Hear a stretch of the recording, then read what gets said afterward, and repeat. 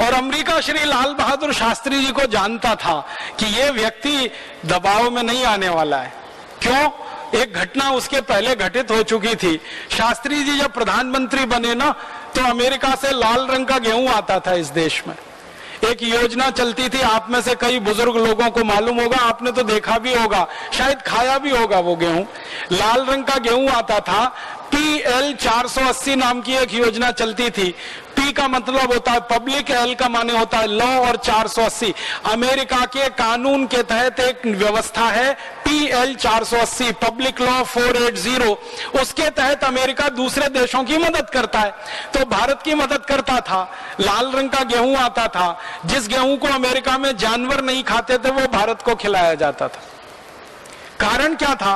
भारत में उस समय गेहूं का उत्पादन थोड़ा कम था, जितनी हमारी जरूरत थी उतना गेहूं पैदा नहीं होता था, तो वो गेहूं हमें लेना पड़ता था, और उसकी शर्तें बहुत अपमानजनक थी। तो शास्त्री जी ने प्रधानमंत्री बनने के बाद एक बड़ा फैसला किया था कि ये अमेरिका का लाल गेहूं हमें खाना मंजूर नहीं है। तो शास्त्री जी के जो सेक्रेटरी हुआ करते थे, उन्होंने कहा कि अगर आप अमेरिका का लाल गेहूं नहीं खा सकते तो भूखे मरने के लिए तैयार रहिए। तो शास्त्री जी ने कहा कि सम्मान के साथ भूखे मरना मंजूर है, लेकिन अपमान के साथ विदेशी रोटी खाना मंजूर नहीं। तो सेक्रेटरी हैरान हो गया, और शास्त्री जी ने कहा कि तुम इसकी चिंता मत करो, तुम तुम्हारा काम करो, मैं मेरा काम करता हूं। और उन्होंने भारत के लोगों को एक दिन अपील की। सोमवार का दिन था, दिल्ली के बहुत बड़े मैदान में सभा बुलाई, लाखों लोग इकट्ठे हुए, और शास्त्री जी ने लोगों से कहा कि देश में गेहूं की बहुत कमी है, अपमानजनक शर्तों पर अमेरिका से गेहूं आ रहा है, ये गेहूं हमें खाना मंजूर नहीं है, क्योंकि मेरी आत्मा गवाही नहीं देती है, इसलिए आप भी ये गेहूं मत खाइए। तो लोगों ने कहा नहीं खाएंगे।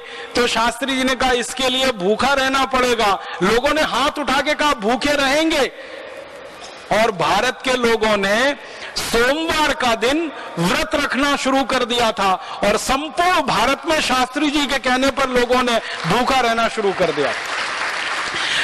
हमारे देश में करोड़ों माताएं हैं जो आज भी सोमवार को व्रत रखती हैं। मैं कई बार उनको पूछता हूं, ये सोमवार को व्रत क्यों रखती है? शंकर जी को प्रसन्न करने के लिए? तो वो कहती है नहीं, शास्त्री जी को वचन दिया था। तो मैं कहता हूं माता, अब शास्त्री जी का वचन तो उनके साथ चला गया, वो तो उन्होंने वचन इसलिए लिया था कि देश में गेहूं का उत्पादन बहुत कम है, हम कम खाएंगे तो विदेशों से गेहूं नहीं लाना पड़ेगा। अब तो देश में भरपूर गेहूं पैदा हो रहा है, और इतना पैदा हो रहा है कि हम खाएं, हमारे पड़ोसियों को खिलाएं, और उससे ज्यादा चूहों को खिलाएं। हमारे देश में 2 करोड़ टन गेहूं तो चूहे खा जाते हैं हर साल, तो अब गेहूं की कोई कमी नहीं है।